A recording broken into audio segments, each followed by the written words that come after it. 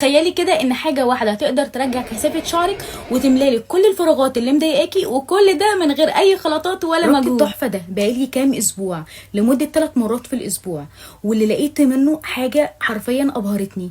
بدا يطلع لي بيبي هير في المكان ده، وانا كان عندي فراغات في الاماكن دي، بدا يطلع لي شعر كمان، خلى ملمس شعري انعم ومفيش هيشان، وحاسه ان التقصف فيه قل كتير قوي. والهير اويل التحفه ده لمسه الانبات وتكثيف الشعر من بيت الزيت، كله مكونات طبيعيه 100%، بتغذي وبتقوي بوصيلات الشعر من الجذور لحد الاطراف، وبتحمي الشعر من التلف، وبتحفز نمو الشعر، وكمان بتنشط الدوره الدمويه. ده غير طبعا انه بيرطب الشعر ترطيب عميق. والمميز فيه بقى ان قوامه خفيف، مش هتلاقيه بيدهن شعرك ولا بيلزقه، هتلاقيه بيمتص بسرعه. ده غير ريحته اللي انا ادمنتها صراحه، بيخلي ريحه شعري حلوه قوي. بحطه على شعري، بعمل مساج لمده دقيقتين، وبعد كده بسيبه ساعتين وبغسله، وبلاقي شعري بقى كميه النعومه والريحه دي تحفه. ولو عايزه تلاقي نتيجه اسرع، استخدميه 3 مرات في الاسبوع. لو نفسك تشوفي شعرك تقيل وناعم وطويل، لازم تجربي الاختراع ده من بيت الزيت. لمس انبات وكثافه الشعر حرفيا هيودي شعرك في حته تانية.